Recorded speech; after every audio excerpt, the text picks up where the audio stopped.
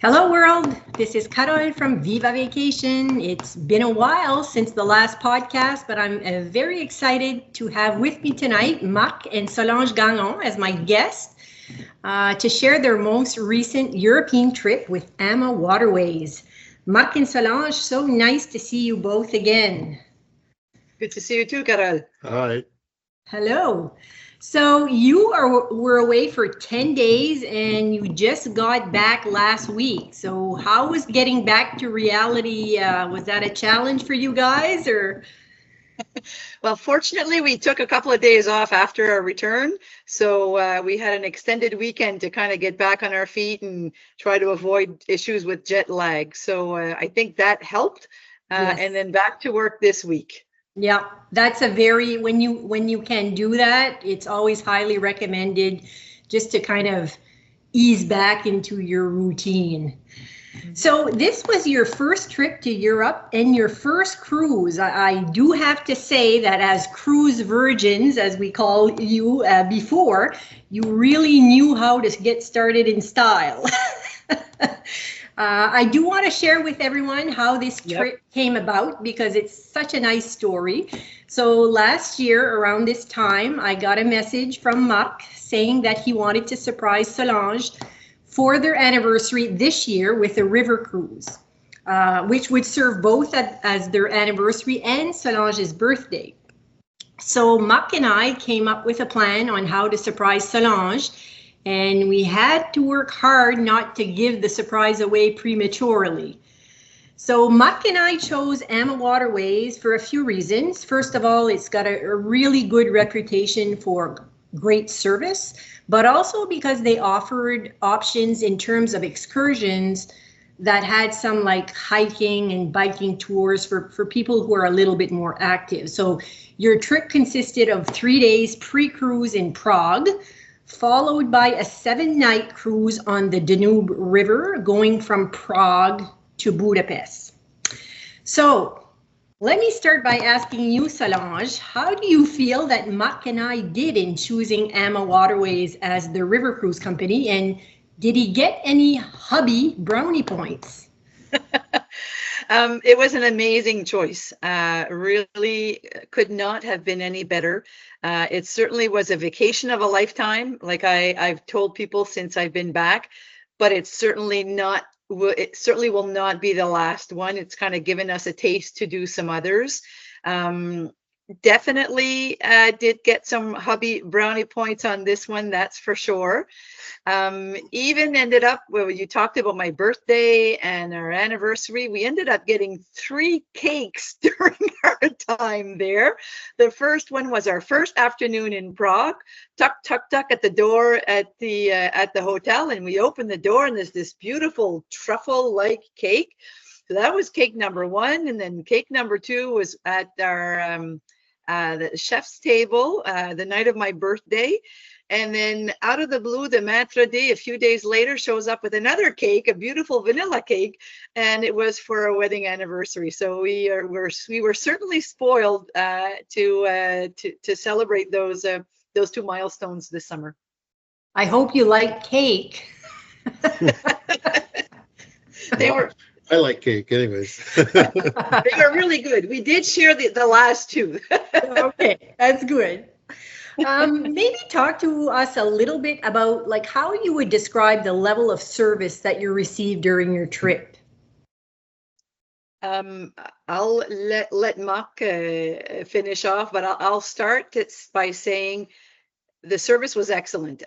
Could not have asked for anything better. So from the front desk to the cleaning folks to the folks in the restaurant and the bar, just amazing. It seems, I thought service was wonderful in Disney, but I would really say that this is right up there with Disney. It's a culture in itself, and they're really there to make sure that everything that you think you might need, or you may not even know that you need, they're very much attuned to that.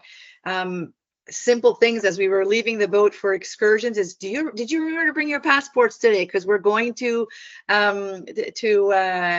change countries, right? And you may need it. So those little things, those little extras were amazing. Marc, I don't know if you have anything else to add.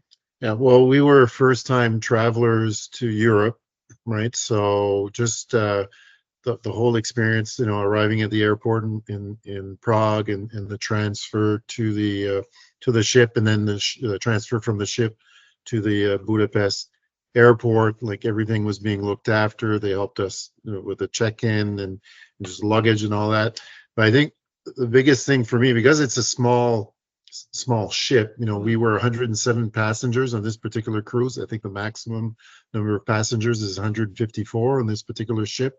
And I would venture to guess there were probably 30 or so crew members. So you got to get to know, like, on a personal level, a lot of the crew members, right? So we got to chat with a lot of them, and because we'd see the same people every day. And to me, that made the experience even much better. But like Solange was saying, everything was top notch. You felt like you were the king and queen that entire week. So A plus all around. And just in closing, I don't think it was just us. In talking with the other passengers, we were getting the same, many first timers or virgins, like you were saying, Carol, but some that had done ocean cruises as well. So they were not necessarily first timers in this type of traveling. But all were saying, like, this is amazing. We're liking this so much, and we'd like to do this again. So to me, that means a lot when everyone seems to be saying the same thing. Yeah, that's great. That's great. I mean, the service that you get on these types of trips are so important. It just makes the whole difference in the world.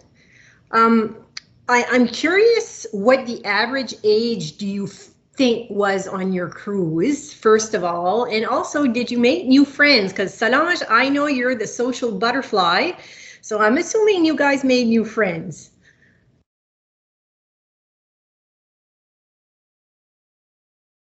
Yeah, so we were probably part of the younger group of the cruise. We would say the average age of the passengers probably were in their early 60s. However, there was a young boy who was, I think he was 11, traveling with his grandmother and his cousin and his aunt. And he was thoroughly enjoying the experience. And then we had some folks who were in their 80s. We had a couple that we befriended during the cruise who had been married 63 years. Oh. Spry as chickens, but they were amazing. And a wide variety of people within that age bracket. There were a few families, a couple of families with, I guess there were 3 families with, I'd say, university age children with them. And then the rest were primarily couples. We had a mother-daughter groom, I guess, or couple, if you want to call them that, that were on the ship as well. And friends, I think we've made friends for life. It's in Prague, in our pre-cruise, on our first bus tour, the tour guide asked the question in the bus, anyone from the US? And I'd say, I don't know, 98% of the travelers there raised their hands. The next question was, anyone from Canada? So we raised our hands, and I thought, oh, I should turn around to see if there's anyone else on the bus here from Canada. And lo and behold, there was another couple. So as soon as we get off the bus, I walk over to them and we start chatting. And they had met another couple from Canada. So they were one from Toronto and the other one was from Sarnia. And we were divided in 2 groups in Prague. And that third couple was in the other group. But when we traveled to the ship, we ended up all being on the same bus. So that's where the rowdy bunch began. We were the group that was having a lot of fun. And I mean, we befriended some wonderful folks from the US as well. And we already have Facebook Messenger group set up, and we've been chatting and connecting. And I mean, the folks from Sarnia have good friends in Cape Breton, and they're probably going to stop in at some point to visit. The lady from Toronto, she's coming to Moncton for work in September, so she'll probably we'll probably have her over as well. So anyways, yeah, it was a lot of fun. Yeah, I'll just add, like, I had read up before going on the cruise, and they said typically, around 61 would be the average age, and mostly retirees. So, but for me, that wasn't an issue for us, and I didn't feel out of place on, like, it wasn't, we're all there because I think we enjoyed traveling and especially experiencing the culture. Everyone there was really eager to visit a lot of the places that we ended up visiting on this cruise. And again, just because it was a small ship, we had probably a greater opportunity to connect and establish these connections with these various people. And to me, like this couple from Atlanta that have been married 63 years, I mean, that's inspiring, right? Here we are, celebrating our 28th wedding anniversary, and here is a couple that have been married 35 years longer than us. So I guess there's hope. And another couple, I think, was 51 years married, and it was great. There was just a variety of folks from all walks of life and all parts of, mostly I would say in the US and Canada for our cruise. But again, that doesn't matter. It was just great all around. And like Solange said, we met some nice folks and have hopefully lasting connections. Who knows? We might meet again in another cruise in the future. Yeah, I will add, if you heard the story of a gentleman, we get back on the boat one day and there's music playing in the lounge in the middle of the afternoon, and we're thinking, what is this? So we walk in, and here are our fellow passengers. One gentleman is playing the piano and his wife is singing.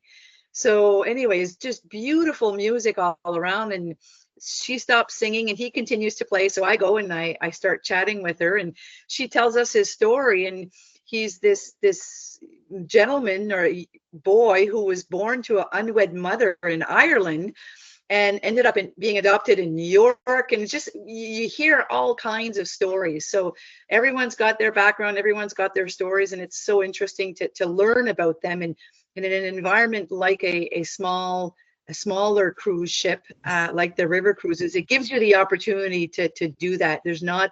You don't feel like you're in a nightclub all the time, right? Yeah, exactly. Yeah, that's certainly an advantage of a river cruise in comparison to an ocean cruise, because there's a lot less people. It's more intimate, and you can make more connections with the people on board. And Solange, if I understood correctly, you knew so many people of the passengers that I think the crew wanted to recruit you.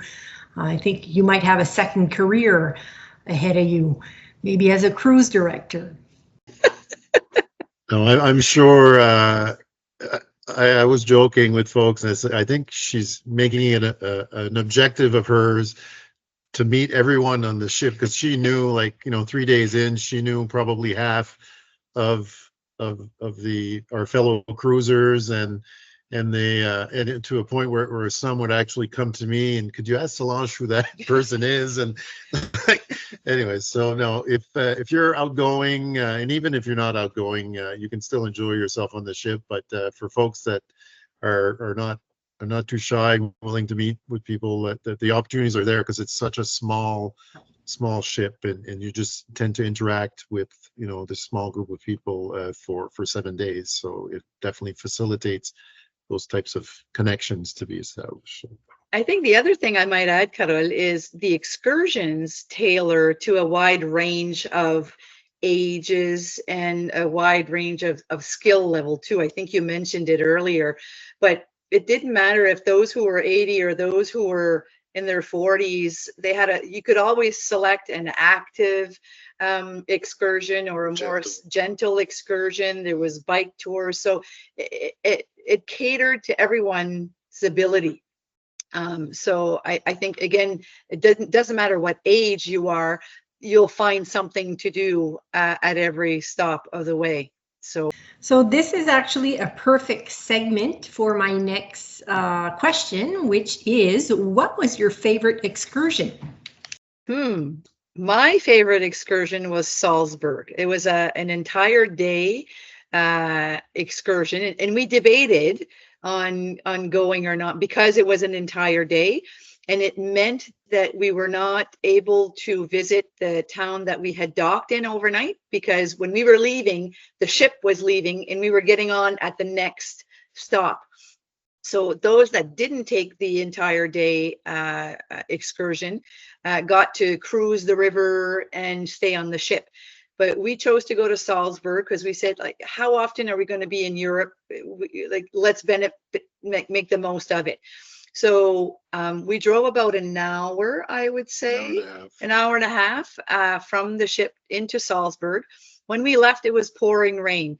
So at that morning, it's like, oh, shoot, our full day excursion. We got to leave with the umbrellas. And so we got off the ship. We all had our umbrellas. Then we get to Salzburg, and umbrellas are no longer needed. It's kind of misty. So we keep our hats and our light jackets. And then an hour later, it wasn't raining anymore. And I think it was just the vibe of the city that I really enjoyed. There was markets all over the place. You could buy souvenirs, you could buy food, there was vegetables, and then you could go up the funicular and you go to this fortress. And when you get to the top, the most amazing views were like, you get to see the city on one side and you walk to the other side of the fortress and you have the Alps, right? Like mountain views. And it's just spectacular. Nothing like we would have here at all. And it's just, and there was like musicians all over the place. And I just really enjoyed that day. We got to see the gardens where Sound of Music was taped. Then we leave the city of Salzburg and we're heading to Mondsee, where the church is located, where the wedding takes place in Sound of Music. And midway through the drive, the tour guide comes in on the bus, and she says, "Oh, we're gonna stop. We have a surprise stop." And all the way, like, you see lakes and mountains, and you try to take pictures from the bus, right? But pictures in the bus, like, it doesn't work. And we stop at this most beautiful place, and I forget the name of the lake, but the view there was spectacular. And the tour guide we had that day played music, like traditional music from Austria. And it was just the environment that she created in the bus as well was just, I truly enjoyed that day. Marc, maybe I'll let you speak to your favorite.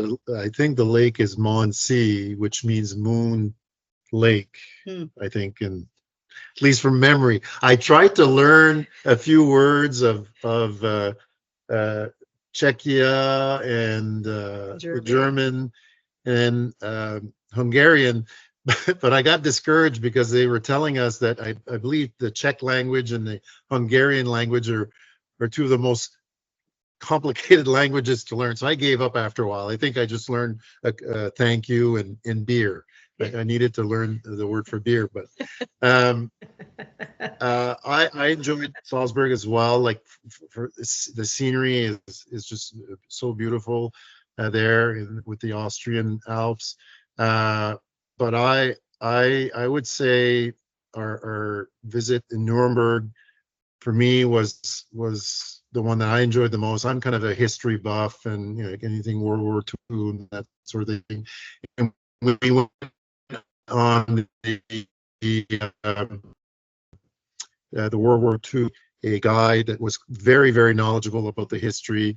So we went to visit the Nazi rally grounds, and also where they held the Nazi trials, courtroom 600. So to me, that was like, these are things that I've heard of or read in books or seen in movies, but I'm actually there in person. So I was just eating it up.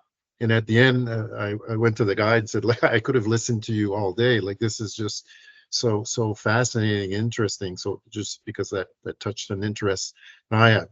But I'll say where I think we both agree that we really enjoyed was our pre-cruise, the land package, which is optional. But for a couple of reasons. One is that it kind of gets you acclimated. You mean, it's 5 hours difference when we left. So obviously there's some adjustments. So kind of day one, you're kind of just getting your bearings. So we were in Prague for those 3 days. Plus we got to visit, right? So it's like anything, a river cruise, ocean cruise, you've got a fixed schedule. So you're in one port, there are so many hours, you can do visits and excursions, do a bit of shopping, and then right back to the boat and on to the next. So we didn't get to live the full experience in each of the cities, and that's okay. It gave us a taste of it, and I think a taste enough that we want to go back and visit. It's like, trying to show folks the city of Toronto in an hour. You're not going to get a good appreciation for that.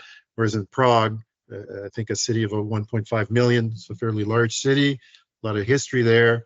We were fortunate enough to be there 3 days, so that one we really, but it's not technically an excursion, I guess, but definitely worthwhile if people are debating whether or not to do the optional land pre or post. If you can, I would encourage it, because you have a little bit more time to adjust and also visit. So.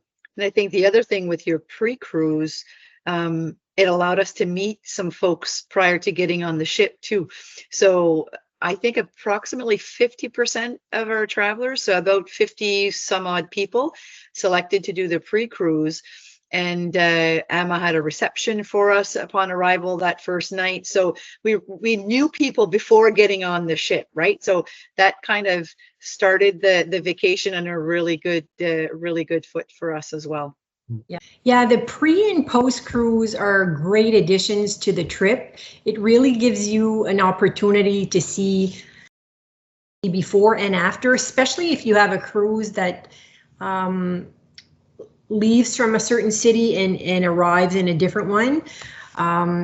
Before you get on board, you can see that city, but you can also take that time to get adjusted to the time change and all that. And then at the end, rather than maybe just hopping on a plane, you can see a second city to kind of close it off. So that's always a great way, if you can, to do it. So let's talk about food quality and your dining experience aboard the cruise. I don't know if you can tell by my face and Mark's face. I would eat their food anytime.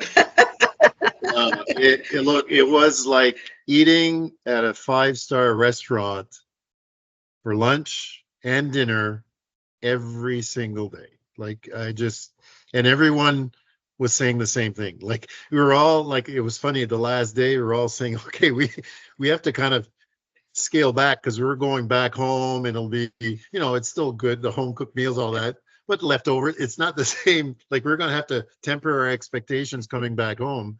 But and one thing that we had read up on before leaving is that AMA is part of a international association of gastronomy, which is I think called the Chaîne des Rôtisseurs. So it's an invite only. So just for us, it's kind of like the Michelin rating, I guess, for gastronomy, and like everything, it was just the preparation and just the portion sizes and just the choices, which were varied based on what country we're in. They tried to kind of have kind of a local flavor, and but you still had the choice, like it was a la carte, but you also had the choice of just strip loin steak or hamburger fries if you didn't want to eat a particular item. So very flexible in that fashion, but like amazing. And also, just quickly, when we went, they have what they call a chef's table. So it's something that you need to kind of book when you first arrive on ship, and you can at least go once. So they try to make it so all the passengers can at least go once, and it's at the kind of the back of the ship, floor to ceiling windows, so you can see behind the river and the scenery. So beautiful scenery, and it's an open kitchen, so you can actually see the staff prepare the meal, and that we did on Solange's birthday night. We invited, our friends that we'd just made, so everyone was there, and anyways, it was fun. We had a couple of broken glasses, and it was, anyways, so that's a story for another time. Maybe Carol, you can tell you some of the mishaps, but but not us. We didn't break any glasses. But no, just awesome, and even the breakfast was just amazing. Very, very good food, and no complaints there. I think what I would add, Carol, is at every meal, lunch and supper, you were presented with a menu. So, and in the menu on the left-hand side, you had your chef's recommendation. So the chef actually made a recommendation on your appetizer. So you had an appetizer, soup, salad, your meal, your dessert. But then on the right-hand side, you had a whole bunch of other options. So you could choose to go with the chef's recommendations and you would get everything that was there. Or you could choose, like one lunch, I said, I can't eat 4-course lunch and another 4-course supper tonight. Like I have to stop this, right? And so I said, I'm just looking for your main, like the appetizer and the salad. I'm okay without, not the dessert. And they brought me just the main one. Or if you want to mix and match, you can as well. There was always an option for vegetarians. So any dietary restrictions were taken care of. And what I would say at the chef's table, that was a 7-course meal. So it was a little bit more elaborate than what you would have had in your regular restaurant. And the other thing I might add is, I know on larger cruise ships, you have different places that you can go eat and things like that. On our particular ship, you had the main dining room, which was big enough to host all of your passengers. And that's where you ate all the time. One of the questions that I actually saw in the AMA Facebook group earlier this evening was, is seating assigned? Seating is not assigned. You sit where you want, and you sit with whoever you want. There are, as you get into the lounge, there's 2 rooms where you could sit, I think it was 10 people. So if you wanted to be, you still say the same menu, but if you wanted to be kind of in a separate room, not with everyone else, you could do that. And it was on a first come, first serve basis. So there was one family that they were a fairly large group, and I would say they went in there a fair bit. And we made arrangements to go in one night, I think one of the last few nights that we were there. Coming back to the chef's table, we could have gone a second night. Like a couple of days into the cruise, I went and inquired, and I said, has everyone had a chance to sign up? And our cruise director said, well, if they didn't, it's too late, like tough luck for them, right? If we're 3 days in, if they haven't reserved, then the available seats are up for grab. Right. He said, the only thing is the menu remains the same. So if you really enjoyed your meal, and you wanted a second time, you certainly are more than welcome to go to if there are seats available. We chose not to because the meals were so good in the regular dining room that we felt, oh, then we'll get a second meal, the same thing, and we'll miss out on whatever's being offered in the regular dining room. And at breakfast, I mean, there was full breakfast all the time, but there was also like a wellness bowl you could get Danishes, so there was a really good variety of food. And like Marc said, it was like a 5-star restaurant all the time, and being served upon. Like, you don't go get your omelet. For our first breakfast, Marc showed up at the table where the omelets were being made, like we do in Canada, right? And the waitress comes and gets, no, sir, you go to your table, and I'll come to you and ask you what you want in your omelet. You just don't want to crowd the right, because it's small. So if everyone's kind of standing, then it. So I said, okay, no, I went back to my my table. And the other thing too, they do like they have a tea time, I guess, around mid-afternoon, where they have a few like pastries and fruits and or fruits, and then they have a cocktail hour, usually between 6 and 7, and that would typically be when the cruise director would come and talk to the passengers about the following day's activities, and just reminders about what time to to go. And there's also, they offer optional excursions, and we did all 3 of those. But you need to sign up for those, and there's kind of a deadline because they need to plan how many buses are required and that sort of thing.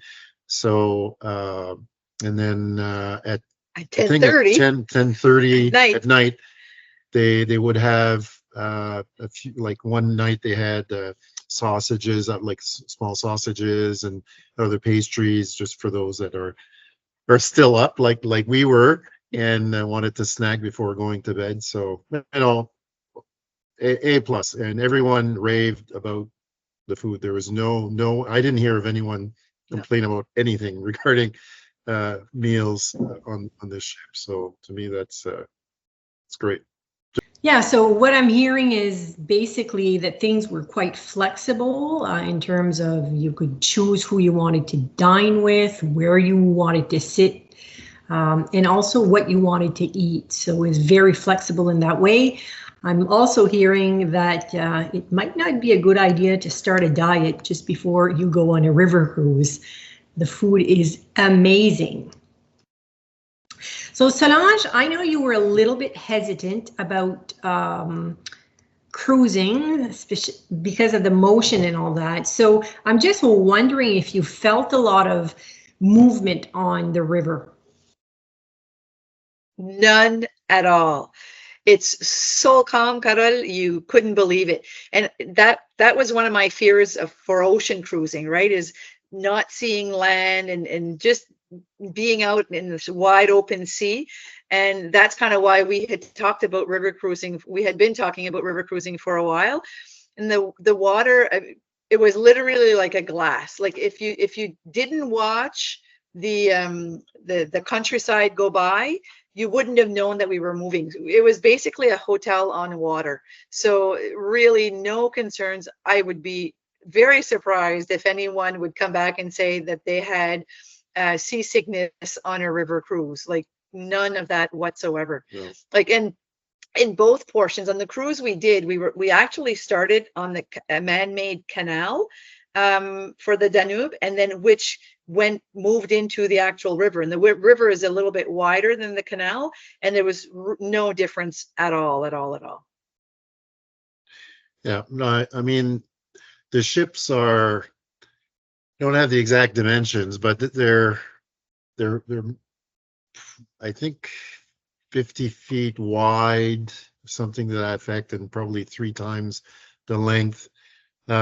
But they're not that big, and you don't see any waves anyways on the river. It's fairly calm to begin with, but the ship is really, it's low as well, right? There's only, I think, 2 stories above water, so a lot of times we hear people, are we moving? Like we're just looking outside trying to get our bearing, but it's pretty impressive. And I actually had an opportunity to go in the wheelhouse to meet with the captain. The engineer in me was kind of wanted to geek out, and so me and another passenger went to visit, and he was just showing us the technology, and it's pretty impressive. I mean, the ship, they can actually turn on a point. So I'm not sure if ocean liners can do that, but they can literally just stay in one place and just spin if they wanted to, because they have 1 propeller in the front and 2 in back. And those propellers can turn almost like 360 degrees. So they have full control. So very smooth sailing, and the captain can obviously see the upcoming traffic and also kind of the water level. And what was pretty impressive, which you wouldn't see on an ocean cruise, is that obviously because this is on a river, there are bridges along the course. And you have to think, well, the water level, we can't control that. So the water level may be at a point where they can actually dynamically collapse the ship, kind of the top of the ship. So they'll fold down the railings. Obviously, the passengers can't be up on the top deck when this happens. And the wheelhouse is actually on these jacks, or pneumatic jacks, that can actually bring it down. So it's pretty cool when you see it happen. It takes them about an hour, I think, to get set up. So obviously they know ahead of time we're coming up to a bridge and we need to bring this down. So they're a pretty efficient bunch. And the lock say the last thing, Solange mentioned the canal joins the River Main to the River Danube, and you go through a series of locks. So I think in our trip there were 25 locks, and I've seen locks but never experienced it myself, and it's impressive. They literally have about 3 inches of flex on each side of the boat, and then they just bring this in the lock, the door closes, and then I forget, I think it's like 2,000 gallons a second of water is being pumped in, and then the ship, when we have this on video, the ship just goes up, eventually is at the highest, and then the front lock door opens, and then the ship leaves. And then when you reach a certain point, then you start going down. So it's locks that actually pump out water so the ship can go down. So they were joking with that, the crew was saying, like, after the first 3 locks, you'll probably, okay, yeah, been there, done that. But I remember the first lock, like everyone was on the top deck. They were all looking, taking videos, because it's like, what's this? Like, so that was pretty cool experience as well. Yeah, and in the part of the canal, the locks would only fit 1 boat, so there was only 1 boat that could go in at a time. But when the man-made canal, and in the river, the locks were twice as wide and twice as long, so you could actually fit four boats in there.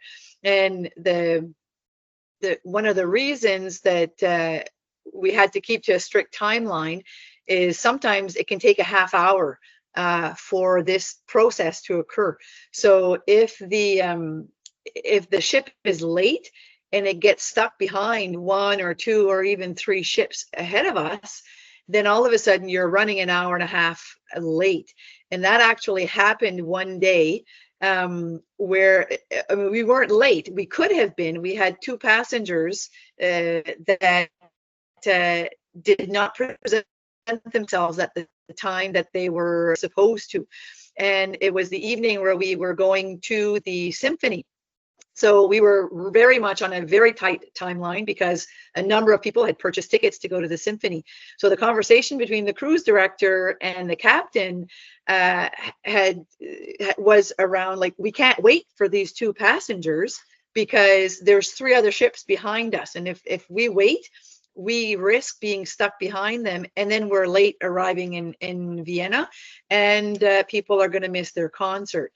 So, but they made it back on the ship. After. They did, they right? took a cab. It wasn't very far. No, so they hopped on at the next lock, right? That was kind of where the opportunity was, and we had a guest speaker that hopped on in one lock, hop off at another. We had a musician do the same thing one night. It's kind of a neat concept.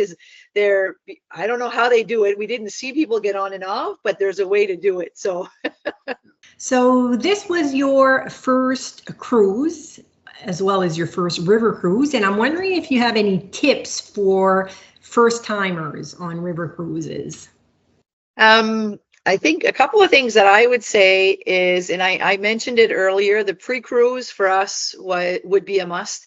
From getting acclimatized to the area, to the time zone, meeting new people, that was great.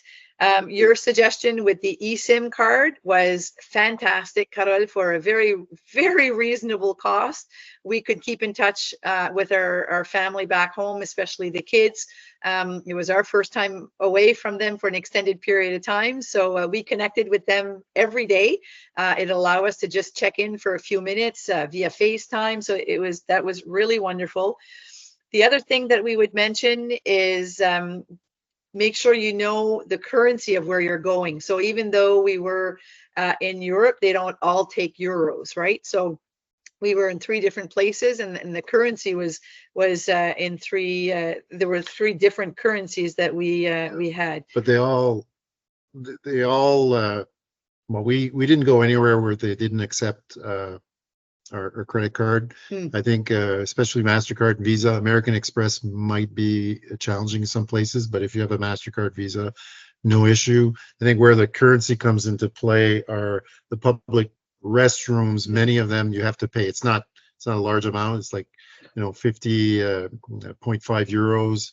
But like Solange was saying, in Czechia and in Hungary, they both still have their local currency, the crown and the forint, I think is a currency in Hungary.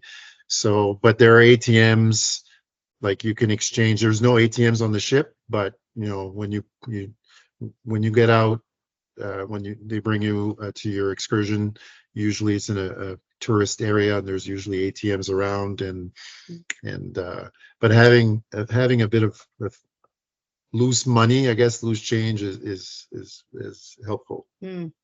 I think the other thing that I would say as well is be open to meeting new people, right? So sometimes it is difficult if you're an introvert, but there's always a pleasure in meeting new people. They always have a story to tell, and you never know who you're going to meet. So I think that would be another thing, and get to know the crew. The crew really enjoys talking to people. I mean, I have one gentleman in mind. He worked at the bar in the lounge, and it's always a good person to get to know. Yes. At the first of the week, very, very serious, right? They have to give this impression of they're there to do their job, and they do it well, and they're going to offer excellent service. But you could tell he had the itch. He was he was moving a little bit when there was music playing, and by the end of the week he was laughing with us, and we actually got him on the dance floor for about 10 seconds one night, and they too have a story to tell, and a great background, and they come from all walks of life, from all different countries, and I think that makes it. In one of my Facebook posts, I said the trip was amazing, the people we met made it memorable. Right. So use that opportunity to get to know people outside of your regular circle of friends and family.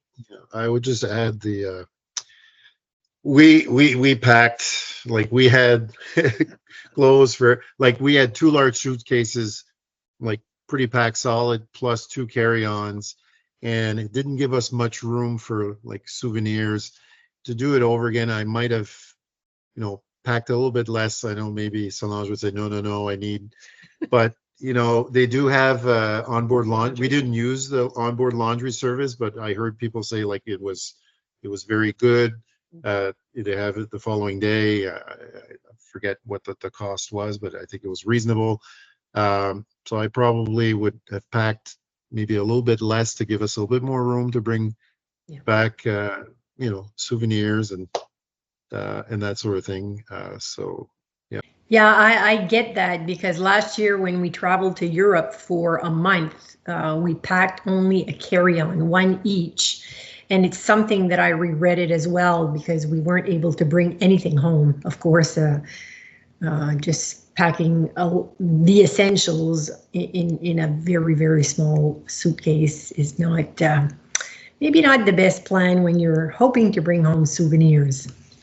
We didn't have any issues with our luggage whatsoever. We had actually bought luggage trackers, so we could tell where our luggage was at, right? So, and we packed strategically. So in our carry-on, we had clothes to like for our time in Prague, should something have happened to our larger luggage. So, and then we had actually split our clothes in both luggages. So we'd both suffer, yeah. I guess if we,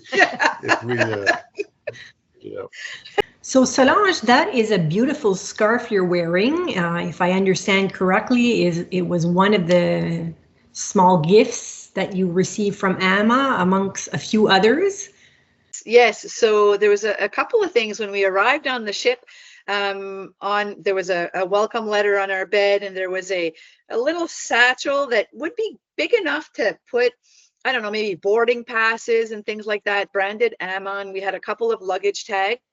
And then a couple of days later, we get back from our excursions, and the ladies all had this wonderful, beautiful scarf, and it's a signature of AMA. So my understanding is every year they do just a different model. So for those who travel annually or who traveled often on AMA, don't always get the same one. I've seen a red one before, but this time around it's a nice teal one. And the men had ball caps as well. So just those little touches are typical, I think, of what you would see on AmaWaterways. Yeah, and on the first night, you all got a rose as well. Oh, that's right. From the Exactly. captain. From the captain. So that was a welcome. So the ladies got 2 gifts actually. So just for any men watching your podcast, just to make them aware, just to manage expectations. So I want to thank you both so much for spending this time with me tonight. I know you guys are very busy, but really I had a blast talking about your trip and your adventures. And if there's anybody out there on the fence about doing a river cruise, you've been thinking about it for a while, I think this podcast will tell you, just do it in the Nike way. So if you do want more information, prices, all the options, please reach out to a Viva travel advisor. And until next time, Viva Vacation. Bye-bye. Bye-bye.